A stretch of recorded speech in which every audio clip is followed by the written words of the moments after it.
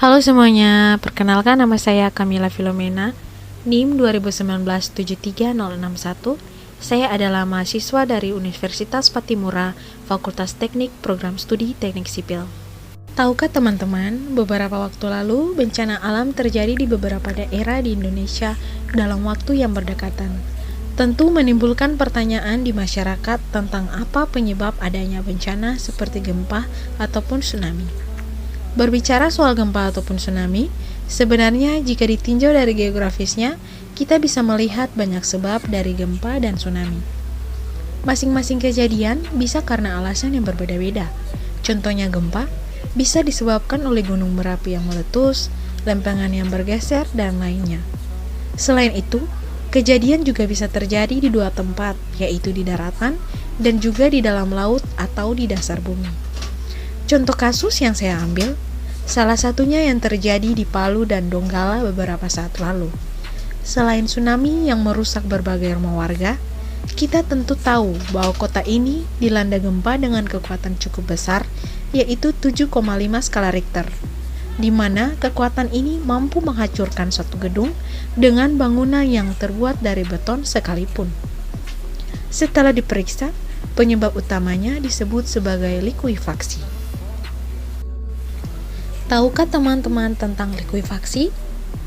Likuifaksi biasa disebut dengan pencairan tanah, merupakan fenomena di mana tanah menjadi jenuh, sehingga kehilangan kekakuan, serta kekuatan karena adanya tegangan, misalnya gempa bumi ataupun perubahan lain secara mendadak, dan menyebabkan sifat tanah yang padat berubah menjadi cairan atau air berat. Hal ini merupakan suatu proses atau kejadian berubahnya sifat tanah dari keadaan padat menjadi keadaan cair, yang disebabkan oleh beban siklik pada waktu terjadi gempa, sehingga tekanan air pori atau purweternya meningkat mendekati atau melampaui tegangan vertikal. Likuifaksi terjadi di tanah jenuh, yaitu tanah di mana ruang antara partikel individu benar-benar penuh dengan air. Air ini memberikan suatu tekanan pada partikel tanah yang mempengaruhi seberapa erat partikel itu sendiri ditekan bersamaan. Sebelum gempa, tekanan air relatif rendah. Namun, getaran gempa dapat menyebabkan tekanan air meningkat ke titik di mana partikel tanah dengan mudah dapat bergerak terhadap satu sama lain. Getaran gempa sering memicu peningkatan tekanan air. Namun, kegiatan konstruksi yang terkait seperti peledakan juga dapat menyebabkan peningkatan tekanan air. Ketika likuifaksi, terjadi kekuatan tanah menurun dan kemampuan deposit tanah untuk mendukung pondasi bangunan dan jembatan pun menjadi berkurang. Berikutnya, kita masuk pada penyebab likuifaksi. Untuk memahami likuifaksi, penting untuk mengenali kondisi yang ada di deposit tanah sebelum gempa bumi. Deposit tanah terdiri dari satu himpunan partikel tanah individu. Jika kita melihat secara dekat partikel-partikel ini, kita dapat melihat bahwa setiap partikel berada dalam kontak dengan sejumlah partikel lainnya. Berat partikel tanah yang saling melapisi menghasilkan kekuatan kontak antara partikel. Kekuatan ini menahan partikel individu di tempatnya dan merupakan sumber perkuatan dari tanah. Ya, teman-teman sekalian bisa melihat pada contoh gambar yang ada pada slide saya. Di sini, kolom biru pada sudut kanan bawah gambar menunjukkan tingkat tekanan air pori dalam tanah. Dengan panjang panah yang mewakili ukuran kekuatan kontak antara individu butir tanah. Kekuatan kontak menjadi besar ketika tekanan air pori rendah. Likuifaksi terjadi ketika struktur pasir jenuh yang longgar rusak karena pergerakan tanah. Sebagaimana struktur rusak, individu partikel yang longgar berusaha untuk pindah ke konfigurasi yang padat. Dalam gempa bumi, bagaimanapun tidak ada cukup waktu untuk air di pori-pori tanah untuk dapat diperas atau dikeluarkan dari tanah. Sebaliknya, air terjebak dan mencegah partikel tanah untuk bergerak lebih dekat satu sama lain. Hal ini disertai dengan peningkatan tekanan air yang mengurangi kekuatan kontak antara individu partikel tanah sehingga terjadi pelunakan dan melemahnya deposit tanah. Amati betapa kecil kekuatan kontak yang ada karena tekanan air yang tinggi. Dalam kasus ekstrim, tekanan air pori dapat menjadi sangat tinggi, sehingga banyak partikel tanah kehilangan kontak dengan satu sama lain. Dalam kasus tersebut, tanah akan memiliki kekuatan yang sangat sedikit dan akan berperilaku lebih seperti cairan daripada padat, maka kejadian ini dinamakan liquefaction atau likuifaksi atau juga disebut pencairan.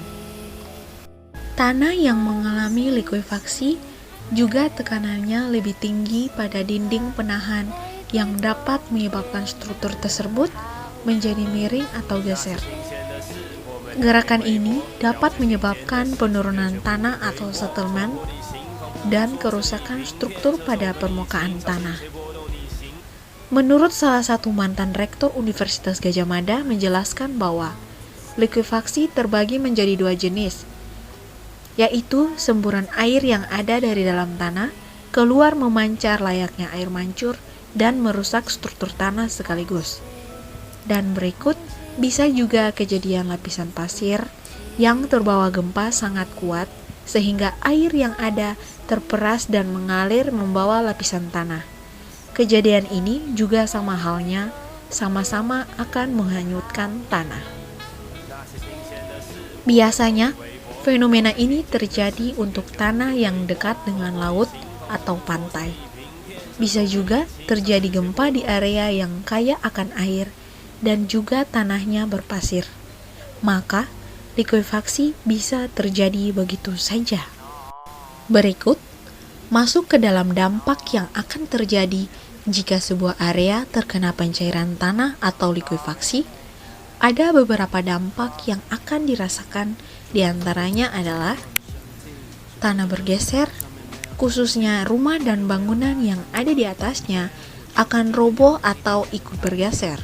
Teman-teman bisa lihat pada gambar yang tertera di sampingnya. Kemudian, permukaan tanah menjadi turun akan membuat perbedaan permukaan.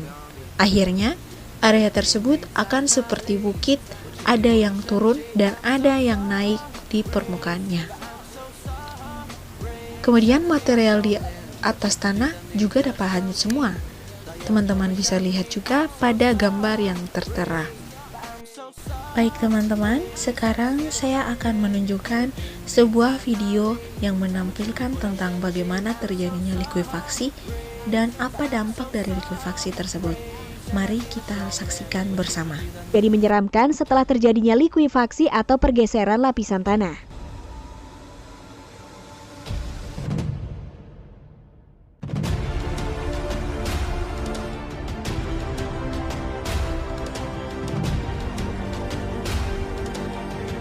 Akibat pergerakan tanah ini, gunung tersebut menjadi ambles dan bergeser. Ketinggiannya pun berbeda-beda. Setelah terjadinya pergeseran tanah, selisih antara tanah yang tidak bergerak beberapa meter. Banyak warga dan masyarakat yang merasa takut atas fenomena alam ini. Kejadian ini juga bisa disebut dengan likuifaksi.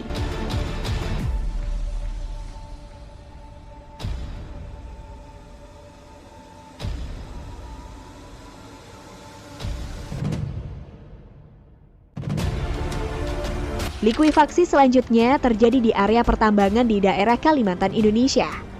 Kala itu pekerja sedang beraktivitas untuk melakukan pekerjaannya masing-masing.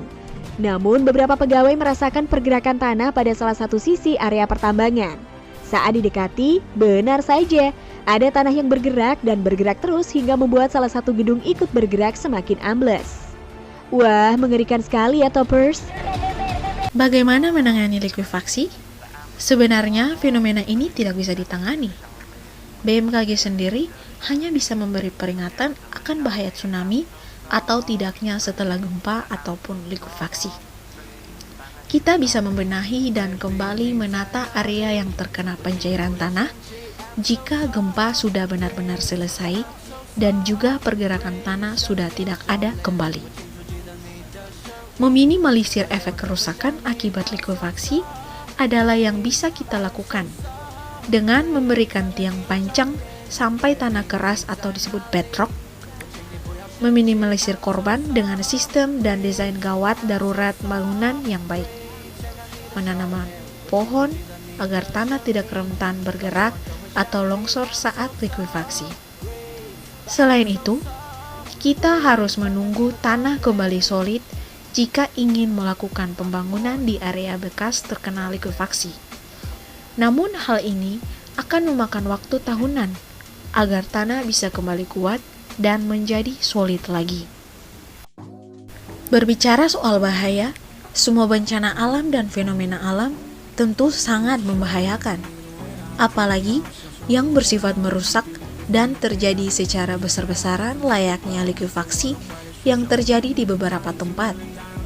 Tentu bukan hal yang aneh jika semua bangunan dan benda yang terkena likuifaksi hanyut dan tidak bersisa, bahkan menelan korban jiwa. Untuk itu, likuifaksi memang sangat bahaya karena sifatnya seperti banjir ditambah dengan kandungan tanah.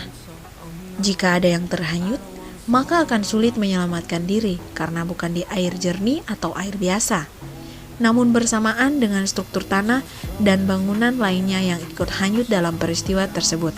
Teman-teman bisa lihat juga pada gambar di sampingnya, itu adalah salah satu dampak saat terjadinya likuifaksi. Sekian dan terima kasih buat semuanya yang sudah menonton video ini. Semoga ilmunya bermanfaat, dan saya pribadi minta maaf jika ada kesalahan kata ataupun kalimat yang tidak sesuai. Dan jangan lupa dukung saya dengan cara like, comment, share, dan subscribe. See you!